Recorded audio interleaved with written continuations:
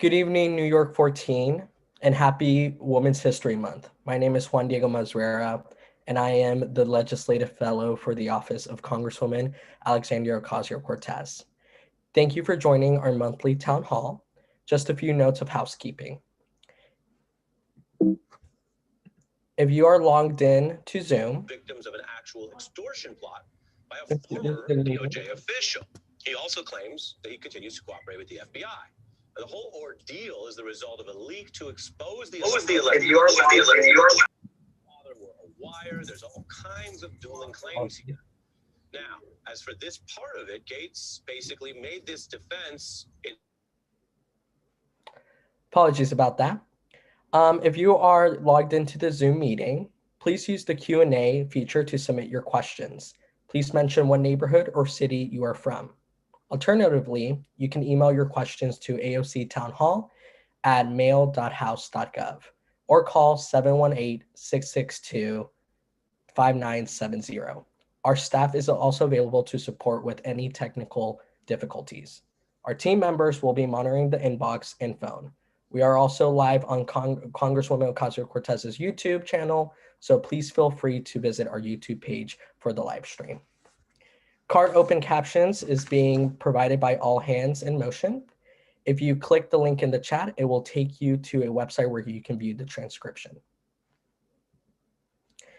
Si necesita traducción en español, haga clic en el botón de lenguajes en la parte inferior de la pantalla y seleccione Spanish para acceder en el audio en español. También puede someter su pregunta escrita en español por medio del chat. Si está llamando por teléfono y le gustaría hacer una pregunta, por favor envíe un mensaje de correo electrónico a aoctownhall@mail.house.gov o llame al 718-662-5970. For today's town hall, we will hear from Congresswoman Ocasio-Cortez about the American Rescue Plan, immigration proposals before Congress, community project funding requests, and FEMA funeral funds. We will then open it up for Q&A from constituents. After the Q&A, there will be a press gaggle where members of the press will be able to ask their questions. Now, introducing Congresswoman Ocasio-Cortez. Hello, everyone. Good evening and welcome to our March town hall. It's the 31st, so I'm like, are we already through March? It's unbelievable how quickly just this first few months of the year have been going by, but they have been extraordinarily busy. There is a lot of legislation that is both on deck right now coming up, and that we've also recently just passed just this month in March, even since the COVID package. And so I really want to make sure that I try to dive in as quickly as possible and jump right into these updates so that I can also field a lot of your questions as well. So I'm just going to get right into it, and we'll just go one by one, and then we can save as much time as possible for our open questions during our town hall. So if we can go to our next slide. The first thing I want to do is give you all an update on the FEMA Funeral Assistance Program that we've been working with community advocates over the last year to actually write into law. So as I had mentioned, and as I've mentioned previously in our February town hall, in late December of last year, I worked with Senator Schumer along with some of our constituents and our community leaders in East Elmhurst and Corona and beyond to make sure that we get federally compensated funeral assistance set up. So we had put away billions of dollars so that people who had to bury their loved ones during the pandemic, in that first COVID package, it was during the pandemic in 2020. In the most recent COVID package that we just passed, the American Rescue Plan, we were actually able to extend the program to include anyone who has incurred funeral expenses due to having a loved one passed away due to COVID-19 during the pandemic. So now our update is that we were able to authorize the program to get federal reimbursement last year. We've now extended it and added that addition in the American Rescue Plan. So now if you have lost a loved one this year, or even potentially next year, we hope for sure that is not the case, but the contingency is there for anyone who may need it, and we hope no one does.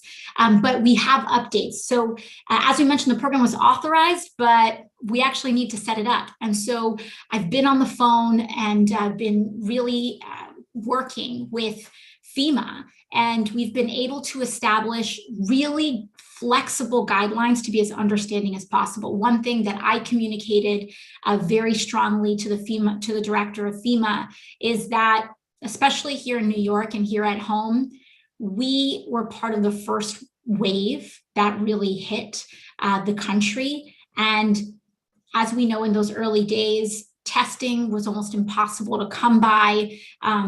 It was really difficult to get your hands on a confirmed, on a COVID test at all. And so as a consequence, especially in those early days when we didn't know as much about the virus as we do now, we couldn't accurately identify what was a COVID case reliably really early on.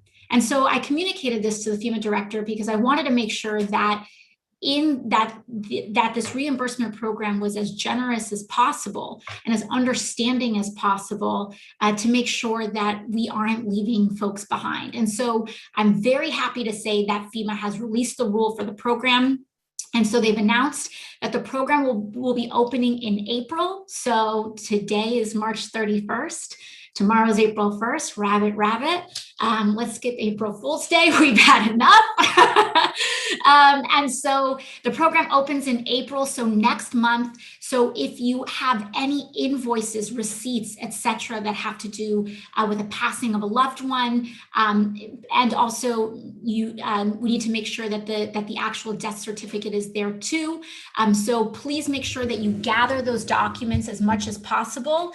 Initially, we were hearing that we were going to be able to provide people up to $7,000 in reimbursements due to funeral expenses, and we've actually been able to increase that. So now the maximum benefit is up to $9,000 per funeral that we can help cover the costs for millions of people potentially across the country. Now, one thing that's really wonderful that I'm very excited to say is that the program will not be means tested.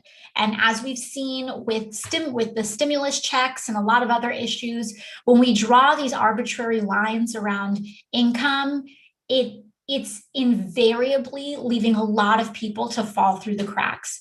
And so this program will not be means tested. You will not be turned away. There's no kind of income line that will be drawn that if you're a little bit over, you're out of luck. The program is not means tested because it's rooted in the principle that you should not be left, no individual should be left to bear the cost of a pandemic that frankly is on all of us. It is a collective cost, and it's on all of us to help one another. So the funeral assistance program will not be means tested. If the deceased person was undocumented, they are eligible. Those costs are eligible to be reimbursed if the person filing for reimbursement is a U.S. citizen and I believe a U.S. permanent resident. I will make sure that we get that tied up for you all. But the point is that if the person who had passed away was undocumented, those expenses are reimbursable if the person filing is documented. And so there's a lot of eligibility. You do not have to be next of kin or anything like that. So that creates some breathing room for us to be able to really fulfill the purpose and the intention of this program.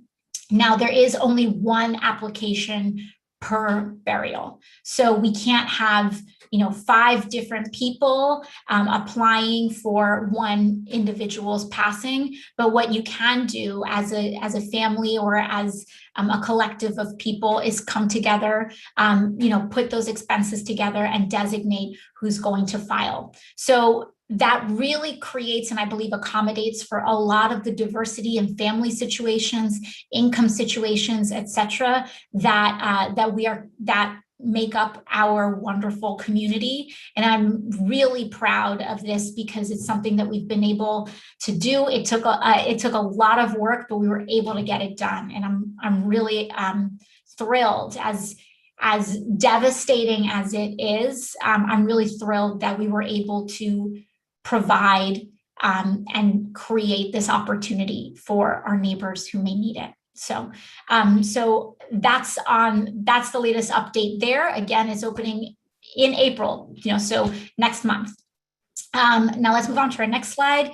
Let's do a quick update on the American Rescue Plan. As many of you know, we passed the 1.9 trillion COVID plan, otherwise known as the American Rescue Plan. This includes $1,400 stimulus checks, which also now includes adult dependents. So if you are a college age student that was not eligible during the plan, during those rounds of checks last year during the Trump administration, you are now eligible and have a stimulus check. Hopefully you have one already. To my understanding, there are some folks that they're still getting ruled out to. If you believe that your stimulus check is getting caught up in the system and that it seems that there's some sort of delay that may not be normal, please feel free to reach out to our office. In addition to the $1,400 checks. Now, families in our communities with children may not know this yet because these checks have not gone out yet. But in early summer, the legislation has it 90 days from the passage of the American Rescue Plan. So the clock has already started. Starting about 90 days from then, we're going to start seeing rolling out of child checks, we'll call them, which means that ideally it's designed so that you will get monthly payments that will add up to either $3,000 per child or $3,600 per child. So what makes that difference? If your child is 6 years old or under, you should be receiving recurring checks that add up to $3,600 per year. If your child is over the age of 6 and under the age of 18, you will get $3,000 per child in cash checks. So you can keep an eye out for that coming soon in the next couple months, we hope. Additionally, we have the $300 a week in unemployment through September. That was part of the American Rescue Plan. 100% COBRA subsidies. So if you receive your health insurance through COBRA, that will be subsidized.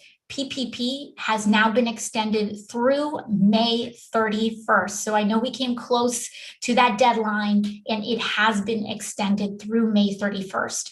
So please make sure you get on that as soon as we can. We have a lot of these deadlines and extensions as is normal during an emergency, an extended emergency like this, but we don't want to ever take them for granted. So please make sure that you apply if that is appropriate to your situation as a small business.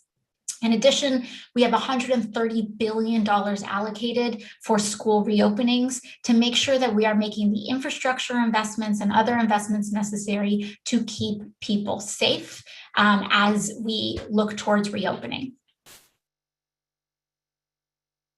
Now, on this other piece, right before we adjourned the House, shortly before we adjourned the House, we had a week where the House was able to pass through a quite a few very important immigration bills. Now we have HR 6, the Dream and Promise Act, which was passed, and the Farm Worker Workforce Modernization Act, which was passed. Now I wanted to pause here for a little bit for a moment rather, because we engaged our community a lot in this process, and we engaged a lot of our community organizations that really do a lot of immigrant advocacy work here at home, from Adhikar and Drum and Make the Road, etc. A lot of our immigration partners have, weighed in this process, and I want to be just honest about how I feel. The Dream and Promise Act, as we know, we've been trying to pass this legislation for a really long time. And it is in so many ways a momentous moment for the House to pass the Dream and Promise Act. And what's wonderful about, the upside, what's wonderful about this legislation is that it not only includes Dreamers, but includes a lot of TPS recipients, which, for those who don't know, is temporary protected status. So people that were fleeing emergencies like the earthquake in Haiti, and other sorts of emergencies around the world. Our Nepali community and a lot of other communities have very large amounts of TPS recipients who were pretty much kind of on this chopping block for becoming undocumented, not really through any fault of their own, but because we were allowing their status to expire with no real path towards citizenship. And so, to have this opportunity for citizenship for so many millions of people and so many people in our community was really momentous in the passage of this. However, I really wrestled with this because there were a lot of folks, even within our own party, that sought to add criminal bars to not only the Dream and Promise Act, but to a lot of immigration proposals put forward by the party. And so what does that mean? What criminal bars means is that they were kind of lowering the standards that would allow a person to be denied citizenship. And so if you have certain past convictions, and a lot of them are not, some of them, it creates an opportunity where we aren't even talking about a conviction that is extremely serious or of the highest order that, some folks would really raise potentially concerns about. But we're also talking about windows and legislated lowered criminal bars that really create a situation where if someone, if you came here when you were 3 years old and you were, caught shoplifting or something like that, which is something that, kids and people these things happen. And, but I don't believe that they merit something as severe as deportation. And so one of the things that I really expressed a lot of concern about was the addition of these criminal bars that I don't believe were necessary given the criminal bars that already existed in the law. So I do have a lot of concern about that. And I think that, as we know, and we'll get into this a little bit later, but we can do so much better at this. And we can also really draft a policy that can work for as many people as possible. Secondly, we have the Farm Workforce Modernization Act. This as well were reforms to the H-2A visa program that provides a pathway to permanent legal status for agricultural workers and their families. So if you can move on.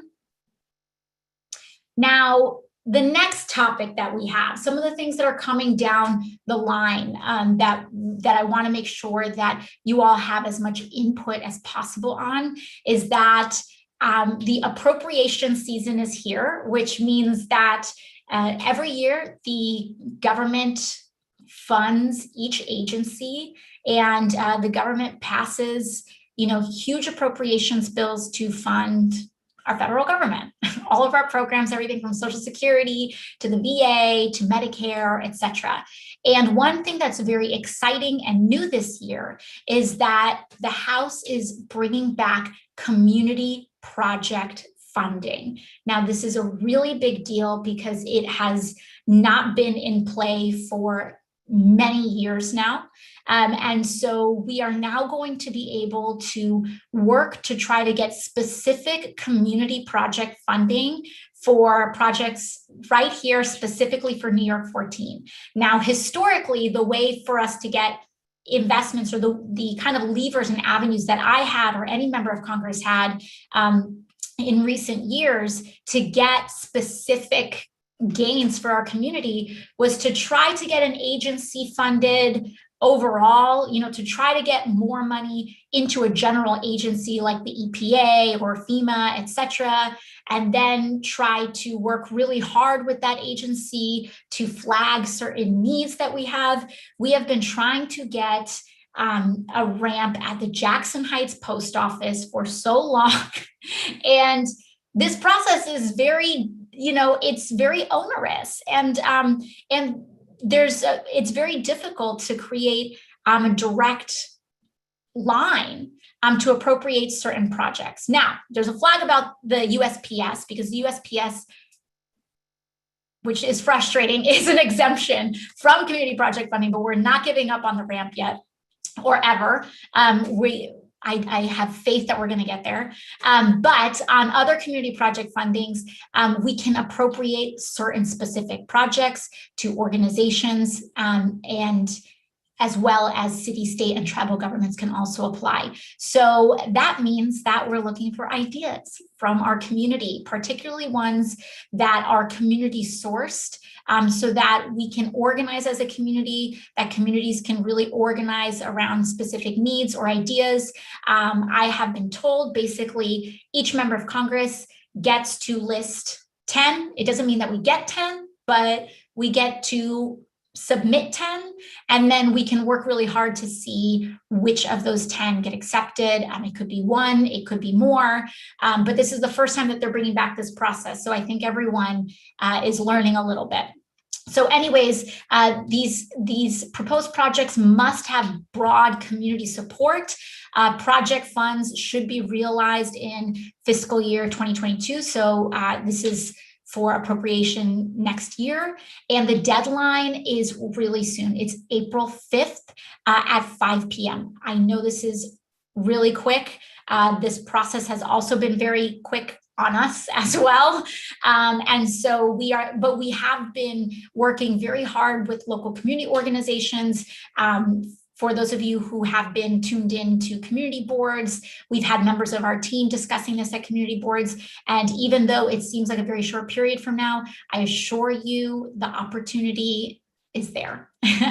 And some examples could be for us to flag appropriated funds for public housing, seeing what we can do at NYCHA, for example, coastal restoration, to see what potentially we can flag in some of our coastal communities like City Island or College Point, capital equipment for health clinics, workforce development programs, and after-school programming. All of this could fall under community project funding. And we are excited to give this a go for the first time. So if you have any ideas, or if you are particularly if you're part of a community organization that wants to kind of whip something up quickly, please reach out to our office. And with that, we will jump to the Q&A. I hope I did that. I hope I was okay on time. So yeah, we'll jump right into the Q&A. Thank you, Congresswoman, for your remarks. We have shared the link to FEMA funeral assistance eligibility in the chat. We also provided the link for community funding projects and appropriation request forms. If you do have any questions, please do not hesitate to email ny14appropriations@mail.house.gov. We'll now move on to the Q&A section of our town hall. As mentioned earlier, constituents sign on via the Zoom platform and use the Q&A feature to submit your questions. Please mention what neighborhood, city you are from. Remember, you may write your questions in Spanish. Also, a reminder to the members of the press that after the Q&A, there will be a press gaggle where you will be able to pose your questions. All right, let's go to our first question. Congresswoman, this comes from William from Jackson Heights. As a DACA recipient, I'm concerned that Congress and the president is allowing anti-immigrant groups and Republicans to hijack the border narrative and paint a negative picture of immigrants to the detriment of real reform. What kind of work is being done to reach across the aisle to pass reform? Secondly, what kind of initiatives are being taken to ensure that an accurate picture of immigration is being portrayed in the media and to the public? Yeah.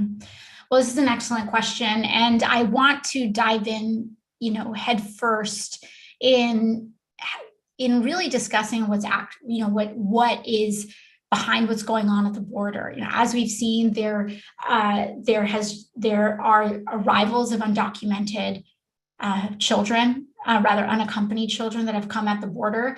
And this has led to completely inhumane and unacceptable, horrifying conditions of children in CBP custody. And it's unacceptable and it's horrifying. And I've been to these facilities. I've seen these facilities. As we know, we've been a part of this issue and engaged in this issue and actually trying to figure out real solutions on this for a long time. So I'm going to start with yesterday I spoke a little bit on this on social media, but I'm going to get a little bit into this. I started with the macro yesterday. I want to start with the micro today, where people, I think we're looking at what's going on in these facilities. It's unacceptable, it's horrifying, and it's a result of the fact that we have built our immigration system on the same principles and scaffolding as our carceral system. And neither are just, and neither are currently designed to, or exist to suit the needs that help us as a people.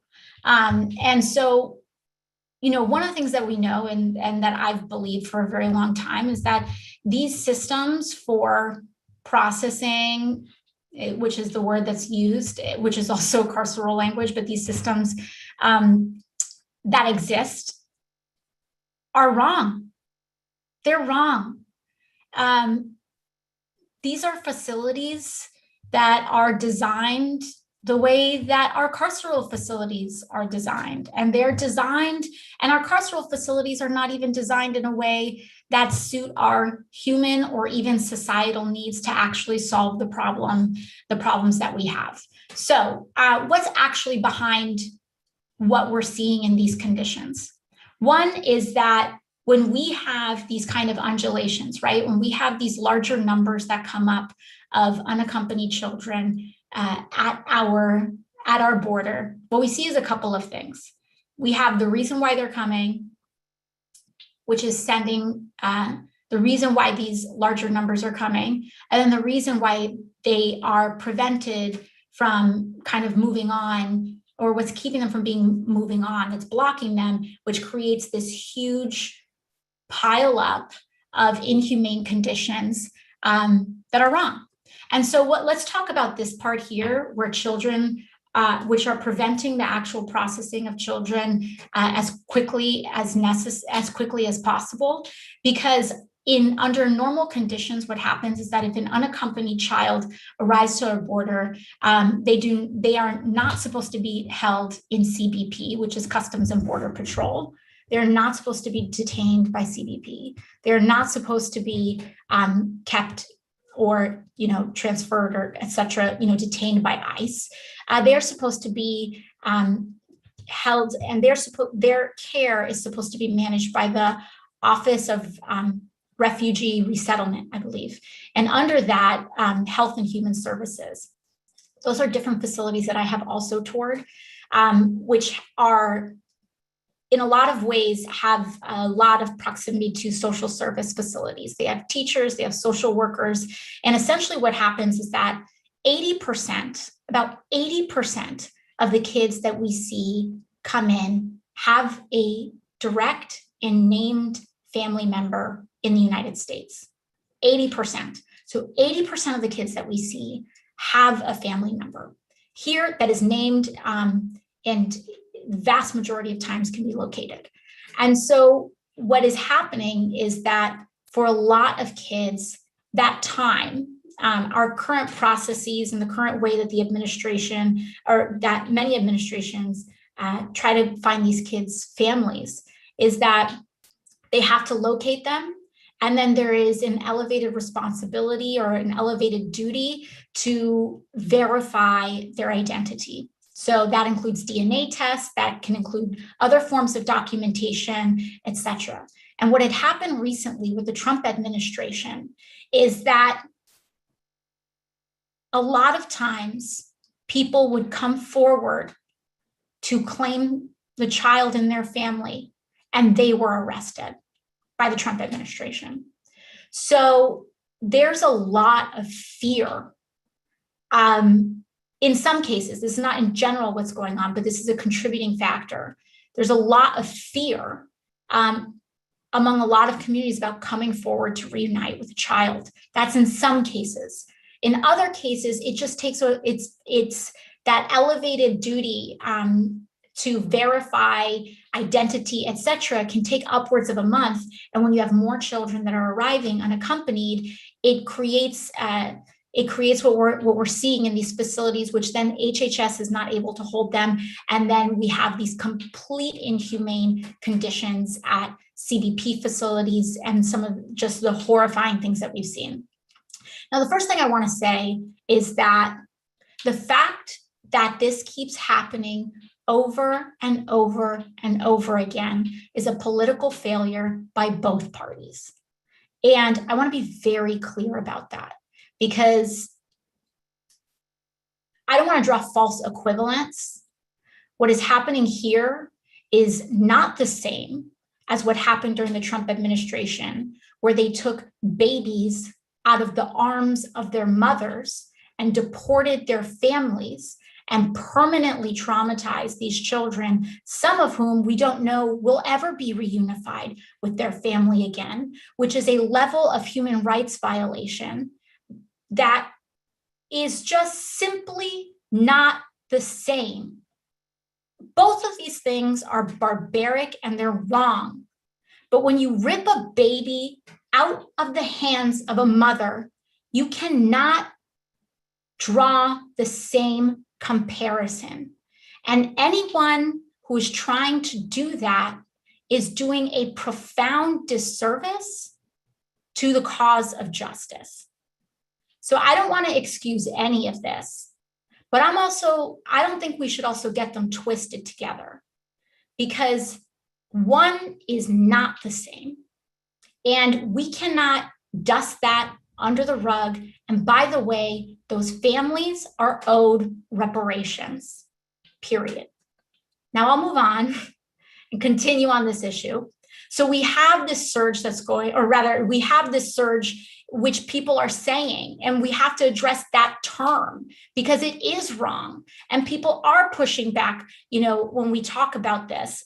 And when they say that, the reason why we shouldn't use that term is because this is not an invasion. And in fact, when you want to talk about that, we should be owning the fact that US foreign policy has contributed to the destabilization of these regions and of the very countries that are now mired in a lot of violence that these families and these children are fleeing. So we cannot use that term, not to police it, not to be politically correct, but because we know what the level and the steps of dehumanization lead to. We just experienced this last year. And I'm not going to allow the Stephen Millers of the world to pretend that he didn't do what he did and to act like this is the same. I have been in contact with the Biden administration personally. And what I can tell you that's different about this administration, again, I'm not here to excuse it. I'm not here to say this is good. I'm not here to do anything. But one thing that is different is that they're trying to figure out and they're trying to create the resources to actually end this problem. And the Trump administration was contributing to it. They contributed to it with zero tolerance. They contributed it with the fear. They contributed it with this freaking census question. They contributed to it. So all of this is to say that there's no excuse for this system, that all of it is morally wrong, that it's repugnant, but we can at least work to change it. And that's really what we need, a deep change on this issue. So anyways, what I want to move on to is saying, while we need to make sure that we make the infrastructure and actual investments, that we can treat this as a humanitarian issue, not a militaristic issue, because once again, Donald Trump responded to a lot of these issues by allocating military to the US border instead of what we actually need is investments in USCIS processors, in the people who can process people's visas, in the investments in social services so that children are in a safe environment while their family member is located and verified. And again, that this isn't a one-time issue. Every time this happens, folks like to weaponize it and pretend that this is a new emergency. It's not. And we should be doing better by now. And if we actually want to solve this, we will get to the root. We should be addressing the root causes of these issues with our foreign policy, our economic policy, our trade policy, and our climate policy, because this is going to, the volume of these shifts are going to increase as droughts increase, as farmers in other countries are not able to make the living that they're able to make, as rural communities and other communities destabilized by violence. You know, we have decades of interventionist foreign policy that have contributed to this issue. And people don't want to talk about it, but then they want to act like this is brand new every time. So we have a choice to make as a country. If we're actually going to solve this issue holistically, humanely, like our own families did. You know, so many people, I hear the stories where their grandmother or their grandfather came to the United States through Ellis Island when they were 15 years old, fleeing God knows what, horrors. And their parents made a choice that if they had to never see their child again, but they felt like their child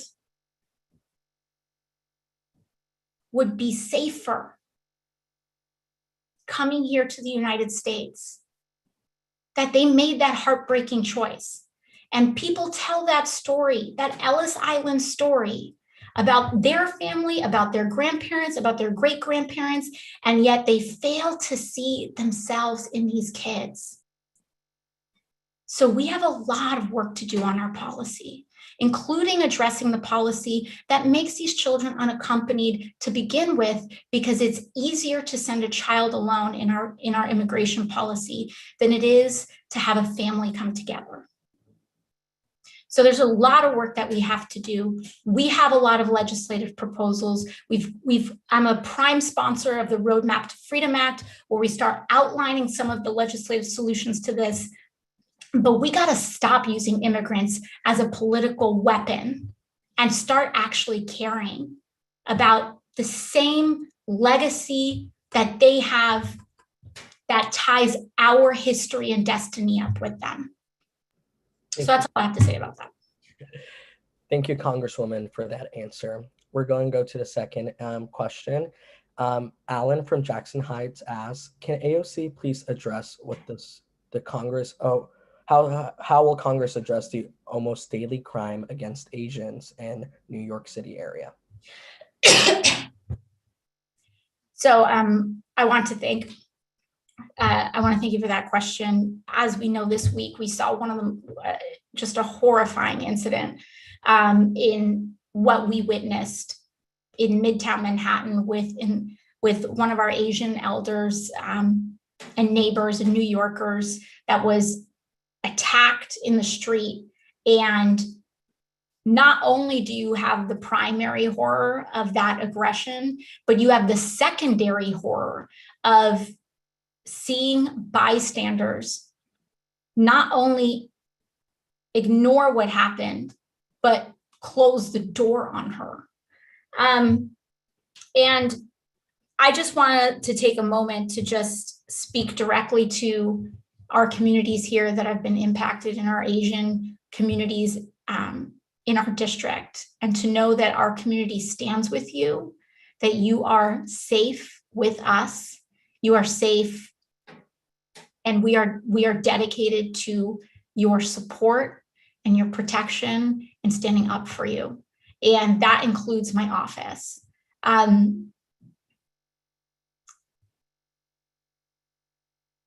This is the consequence of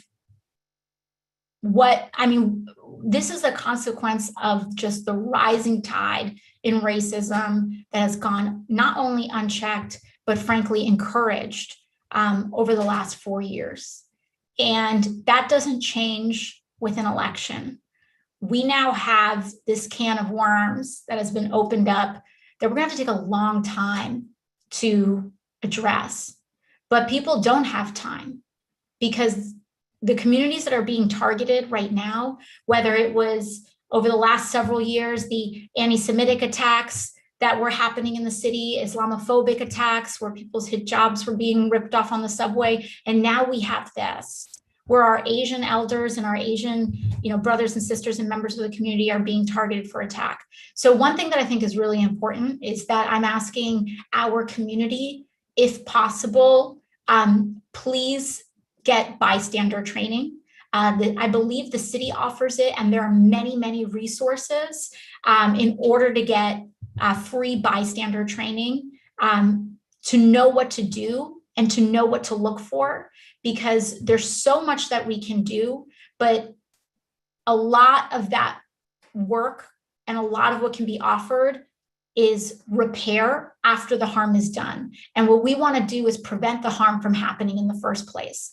And part of preventing that harm from happening in the first place is each and every one of us as a community to sign up for bystander training, so that we know what to look for and we know how to safely intervene and defuse and de-escalate a situation and have a person feel protected. It's on all of us. It's not on our Asian community to protect itself. It's on all of us to protect each other. And so I'm saying that part of my work and part of all of our elected officials' work and community is to make sure that those trainings exist and to support that infrastructure. But first and foremost, an actionable thing that each and every one of us can do is take that bystander training so that we can be part of a culture that can defuse and identify and prevent these things before they happen. Thank you. We have dropped the link to the bystander training in the chat, so please use that as a resource. Our next question comes from Michelle. She is an East Elmhurst constituent. She says, we need gun reform laws passed. We can't rely on executive order or state laws. In my community, we have had more episodes of gun violence, what feels like more, but unsure if that is biased from what is covered on the news recently. Even so, we need to bring both sides together. Gun reform is not a ban on guns. We need to get gun-owning Americans to endorse this and demand change too. What are your ideas? So this is such an important question, especially in what we saw recently, not just in Atlanta, but now just waves of shootings that we're seeing. It's so important that we actually get the facts on legislation that's been passed. So for example, let's start with HR 8. I am a proud co-sponsor of HR 8, the Background Checks Act of 2021. Very quickly, this bill would expand background checks to be required for all firearm sales.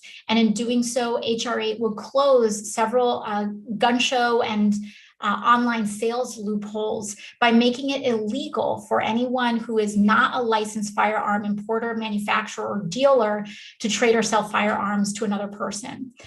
This is just one step. Background checks. That's it. That's it. Background checks.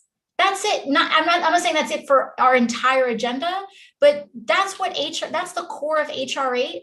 And the fact that there's this much resistance to just background checks it's just beyond.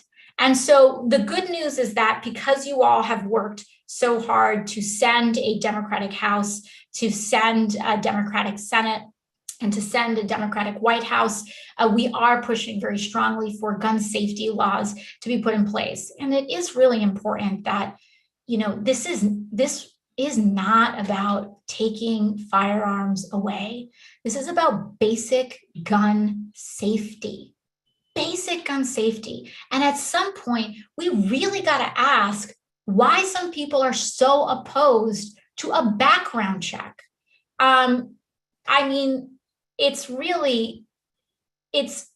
These are weapons. They're weapons. And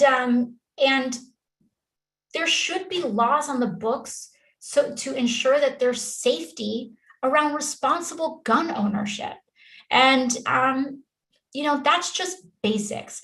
We're very different and we're a very diverse country. And people want to say, we're turning the entire country into New York City, et cetera.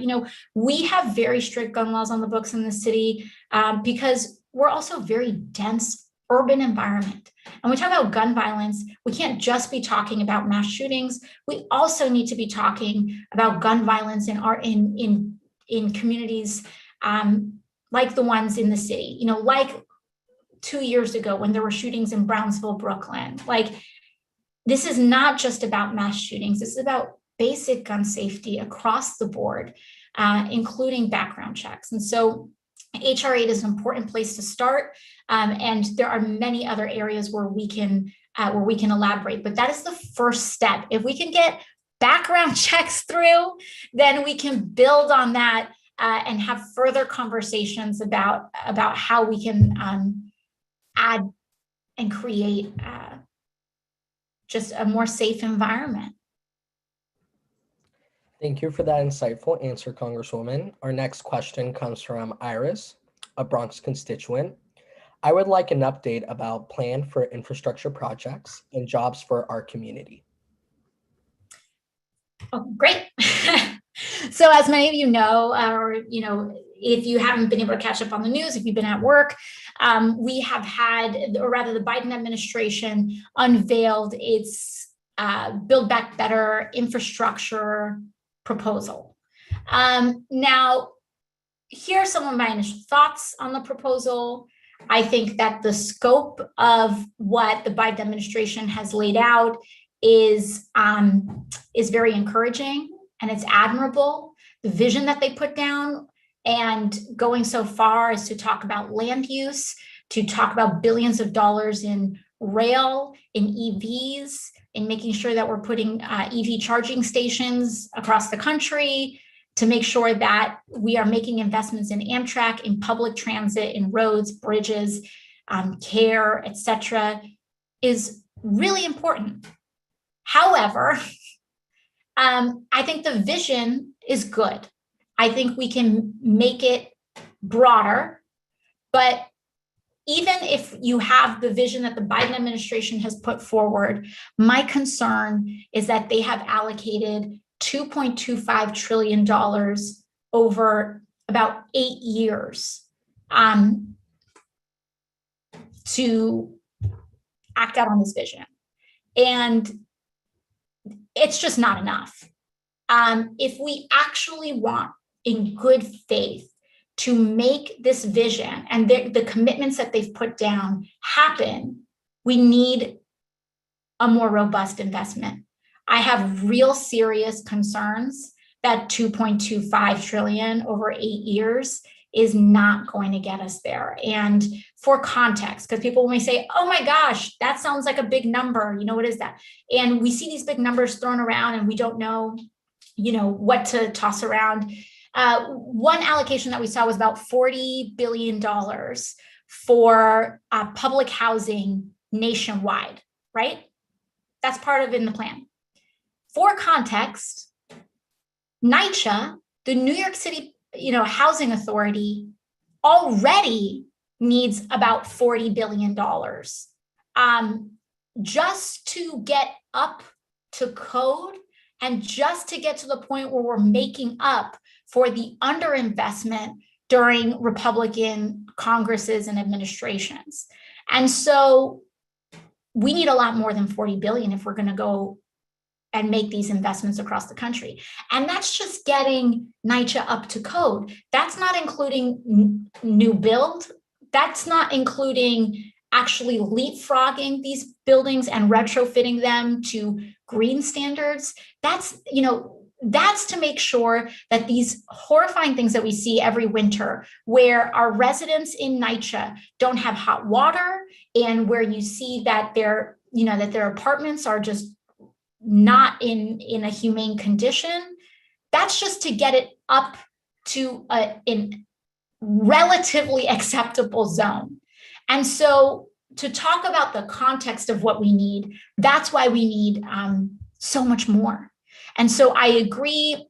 I am encouraged by the vision laid down by the Biden infrastructure plan, but I'm concerned that the numbers that they've allocated won't get us to that vision that they themselves have agreed to.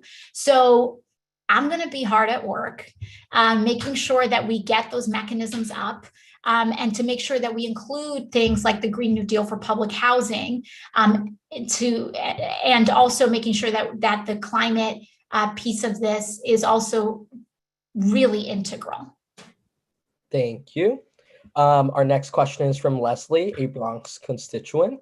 Who pays for these trillions of dollars in stimulus? Excellent question. So there's a couple of ways that we finance something like a stimulus package. And so one thing is there's something just known as deficit spending. Now,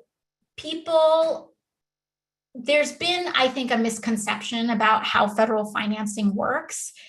Because we think it works like a household, like our check account, like our checking or savings account, where if you tax people a certain way, it's like that puts a deposit in your checking account. And then when you send out a stimulus plan, it's like swiping your debit card and then that comes out. And so people has this idea that it's kind of a one in, one out kind of policy. But that's not how federal spending works, because the federal government, it's not even federal spending power is way more powerful than even state or city budgets, where state and city budgets really do have much more pressure to deal with that balance.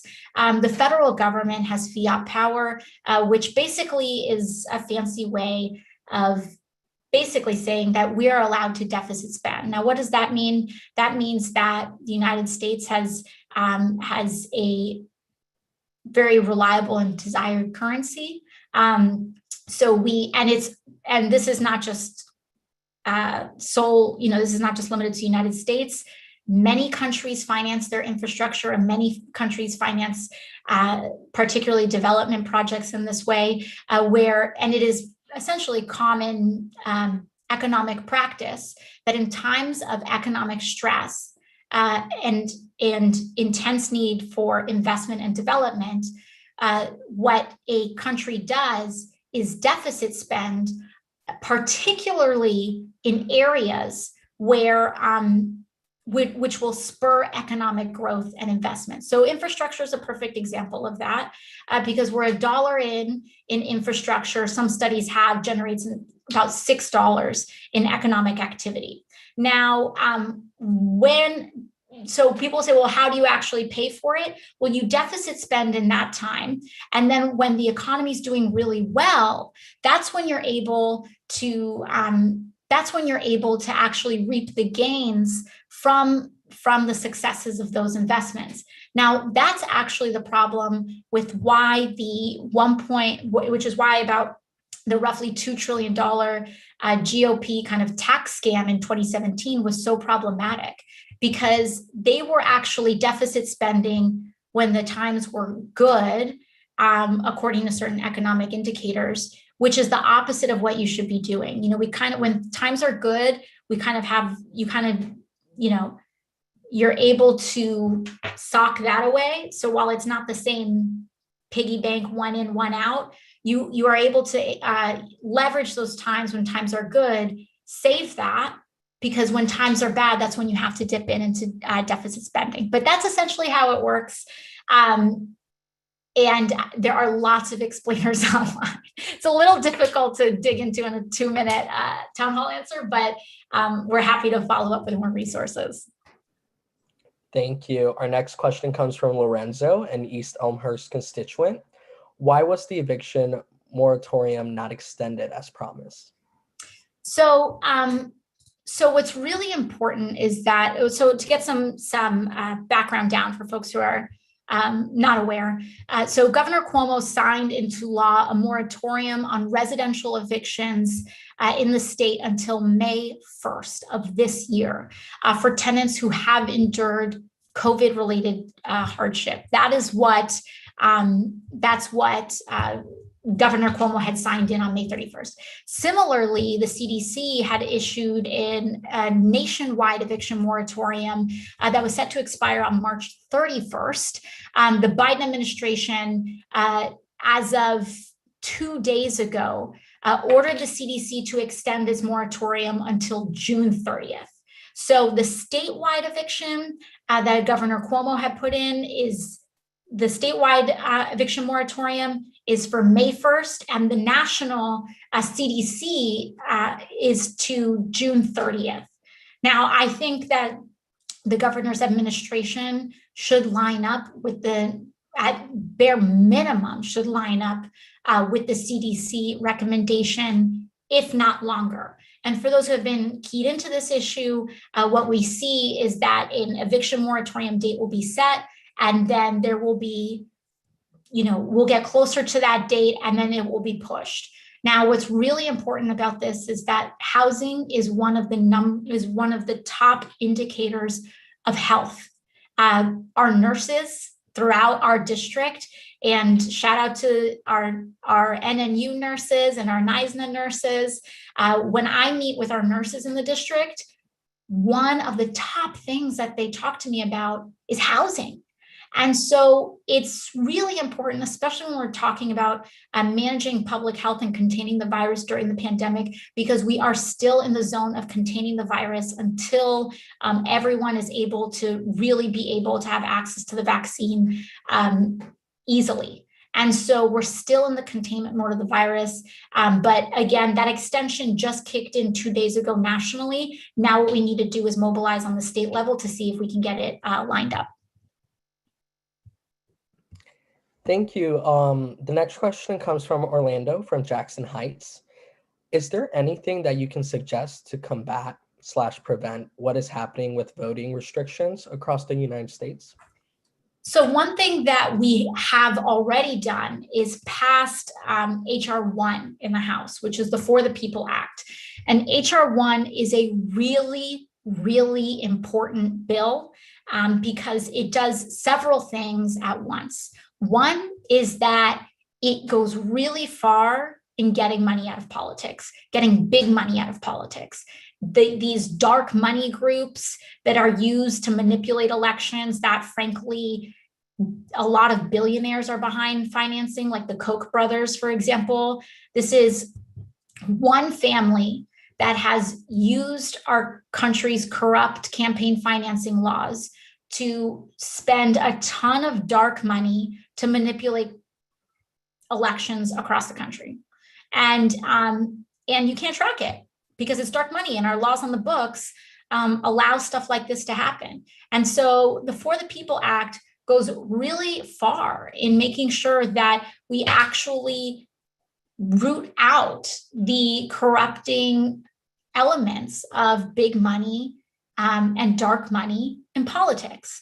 And so For the People Act does that, but also what it does is that it institutes federal protections against voter suppression tactics. So what we see happening right now, the attacks on the vote across the country, but particularly what we're seeing in a lot of troubling proposals across the country, but what we've been seeing in Georgia and what we've been seeing in a lot of other places, it would be almost a firewall against a lot of that.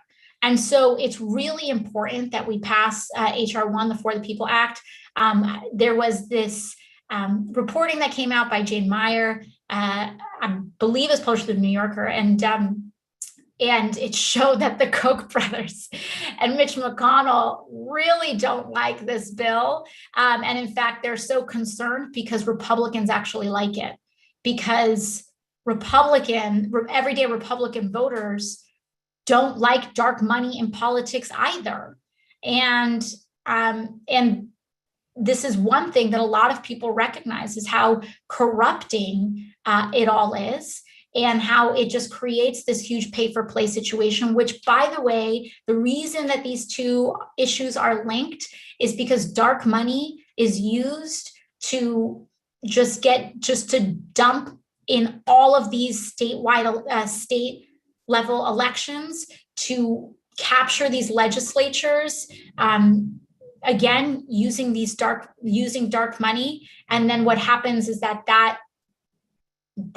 capturing of the legislature gets used to pass voter suppression laws that ensure that, that we have longstanding minority rule, to take away the franchise from people. So that's why it's really important that these two issues are together, and that we pass HR 1.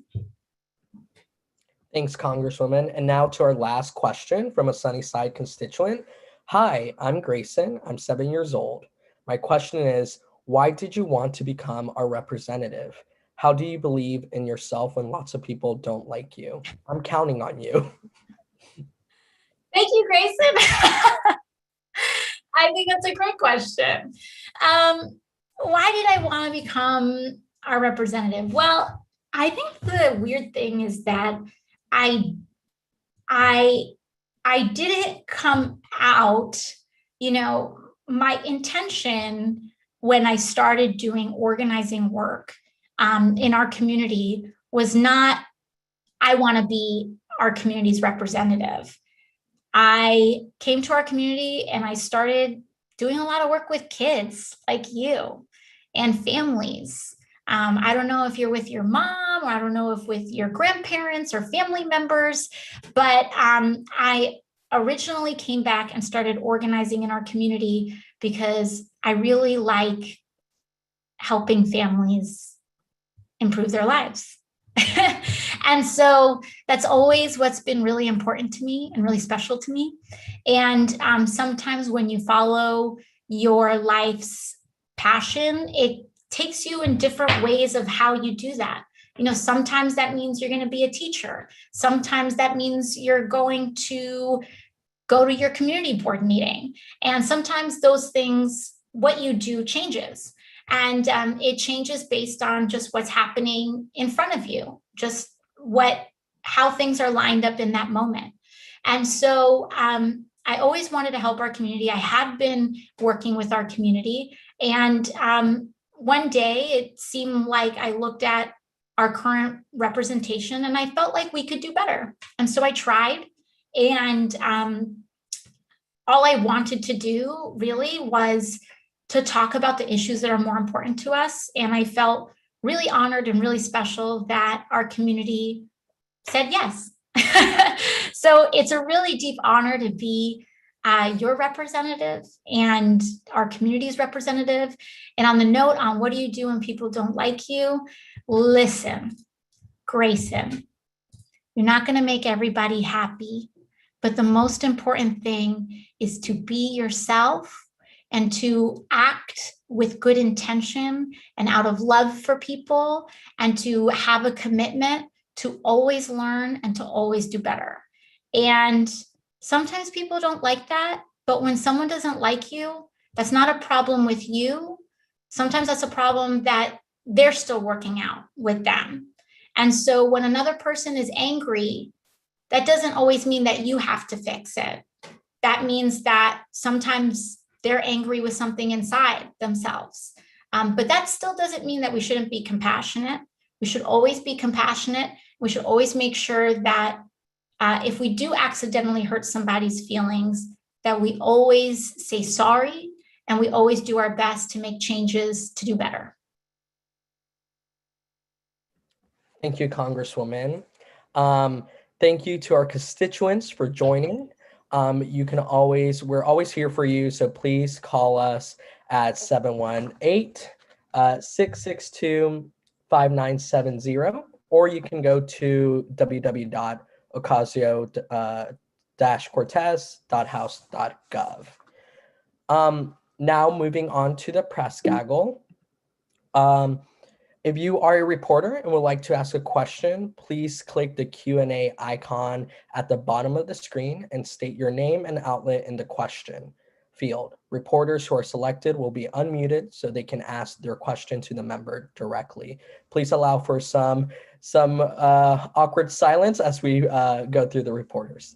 Thank you.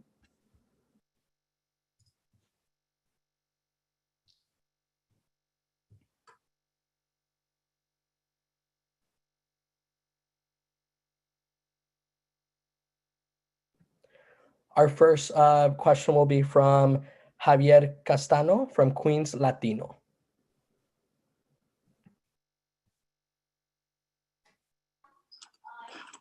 Hi, can you hear me? Mm-hmm.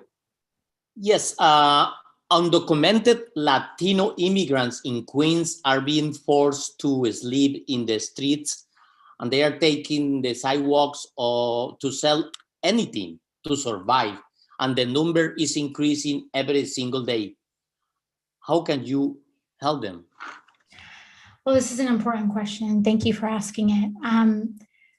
This was one of the reasons why we really fought really hard, even within our own party, to try to include excluded workers in our federal relief packages. Because there are some people, I believe that first of all, it's important to confront the myth that our undocumented neighbors don't contribute to our society and even to our social safety net programs. So many of our undocumented neighbors, they are ITIN holders, they pay taxes, and they contribute their income. A lot of the time, they contribute more in their income than a lot of other people normally would, because they don't get tax refunds or anything like that. Undocumented workers routinely pay more in taxes than companies like Zoom. Sorry, Zoom, but we use you a lot. But we saw reporting about the very low number. Was it 0? That Zoom paid in taxes, federal taxes, and undocumented people pay more, way more than that, billions of dollars. And so I believe that for contributing to our systems, they should be included in when we do things like stimulus checks and institute unemployment protections. And so we fought really hard for that. And unfortunately, there was resistance within the Democratic Party, and we weren't, within too many members of the Democratic Party to include our communities and to include undocumented immigrants and undocumented Latinos. So one thing that we can do is that on the state level, there is currently a campaign to fund excluded workers. In fact, there's an Assemblywoman, Marcela, I'm sorry, I'm blanking on your last name at the present moment, but there's a hunger strike that's going on in the city right now by excluded workers, asking on the state level where it is possible to help excluded workers. Marcela Mitañez, Assemblywoman Mitañez, to fund excluded workers. And she is leading on that effort on the state level. It's not impossible. It's not crazy. In California, Governor Gavin Newsom did this. And we can talk about scale, and we can talk about scope, and we can talk about what's not enough, what's et cetera. But so far in New York, we've done zero. We haven't done enough. And what happens is that out of this one argument of, oh, why should we, we should exclude people from some of these key benefits, we end up creating a crisis in the situation, which you've outlined, which ends up being far more costly. Keeping someone in an apartment, whether it's through eviction moratoriums or whether it's through other sorts of protections, is less costly than the trauma and also the short-term costs and the risks of adding to our carceral system that exclusion creates, and that the risk of that creates.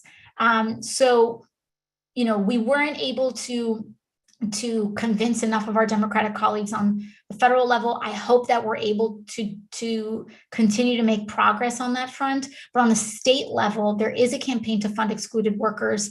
And I highly encourage anyone who cares about this issue to check it out. Thank you. Our next reporter is Dana Rubenstein from the New York Times.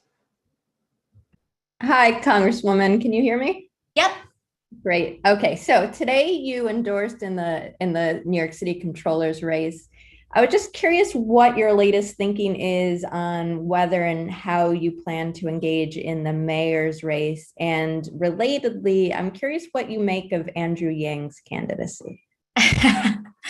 Well, okay, so I'll lead off by saying that this is an official town hall, so I can't go too far into the political and the campaign side. I'm able to answer like some questions briefly, but I did endorse Councilman Brad Lander for comptroller today. I'm very proud to do so. I think that he has a long and really, esteemed track record of building progressive power in the city council and in the city, before it was like cool in some ways, in some aspects. So, but it's deeper than that. He has a really strong commitment in the actual nitty gritty work of a lot of this movement building. But in terms of the mayoral, for all of our constituents that are also on this call too, please understand that this year voting is going to be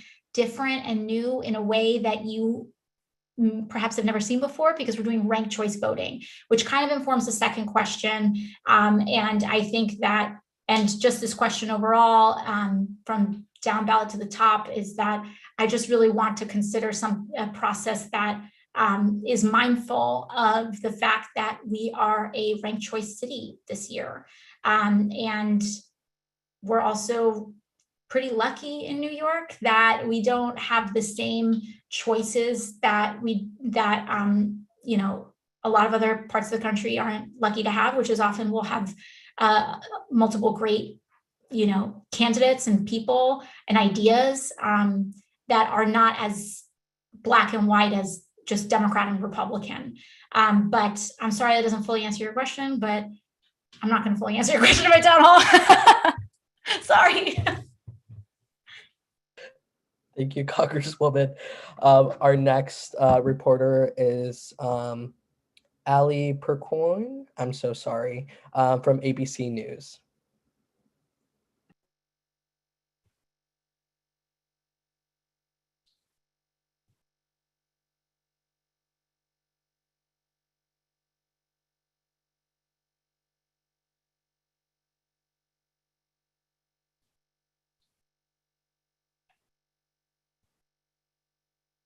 Ali, you're unmuted.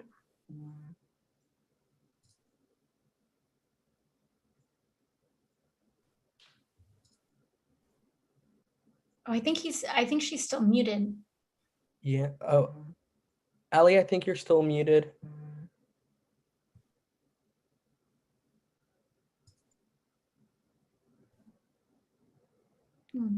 Apologies for the technical difficulties. We will get back to her. Our next one is Harry Stoltz from Clean Technica. Hello, Congresswoman. Thank you so much for doing this town hall.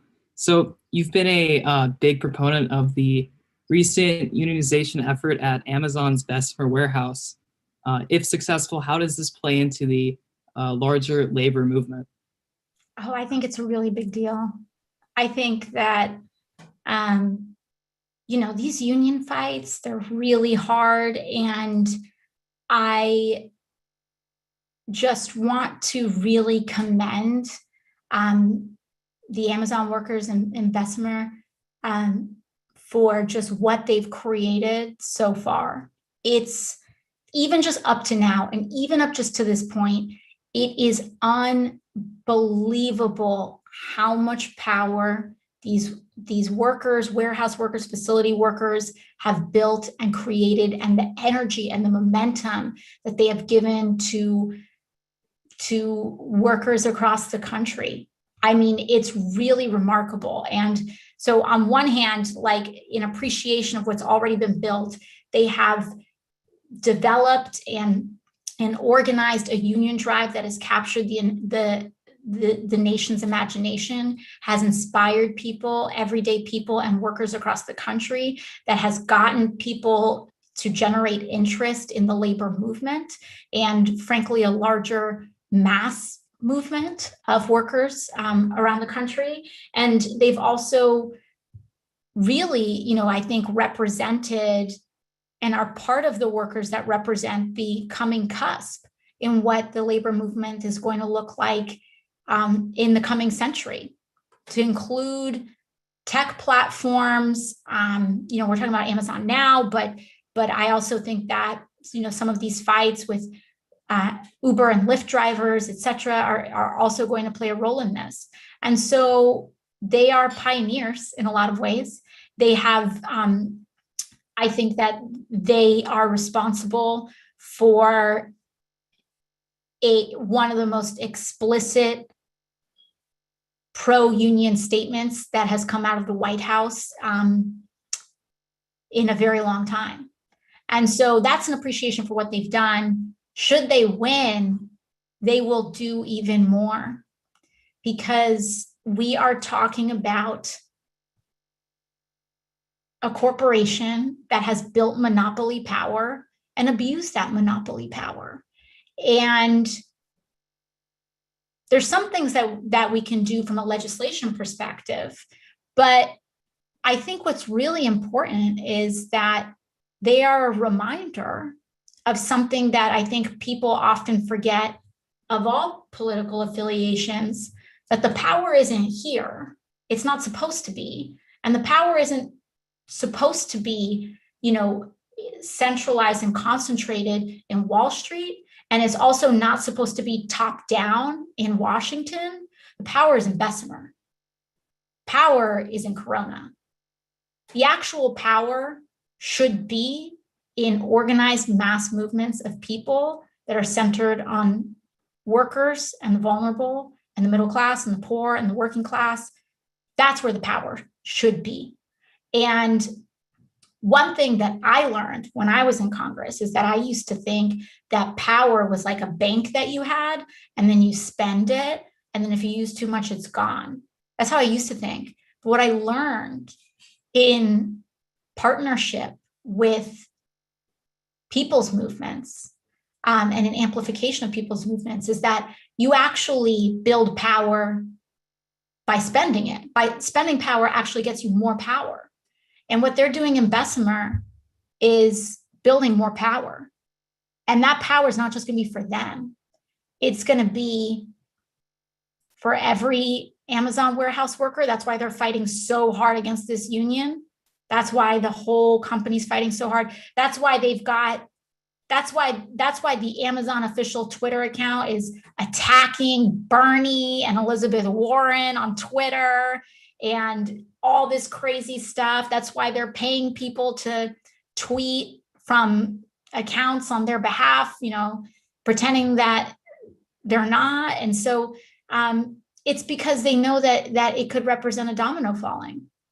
And I would invite Amazon to embrace and trust their workers and a union, because this is not about, I think what happens when we depend on corporations to be charitable in having dignified conditions for their workers. And I think Amazon workers deserve better. I think almost every working person in this country deserves better. Thank you, Congresswoman. We'll circle back to Ali from ABC News. Ali, you've been given permission to talk. You will have to unmute yourself.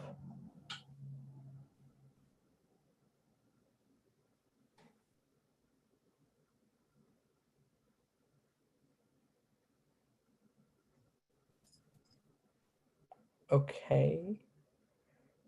Seeing that we have some technical difficulties, that wraps up our monthly town hall. Congresswoman, thank you so much for joining us, and thank you for all of our constituents for joining us. Remember, we are always here for you, so please don't hesitate in reaching out to our office. That is it for tonight. Thank you. As always, thank you all for joining us.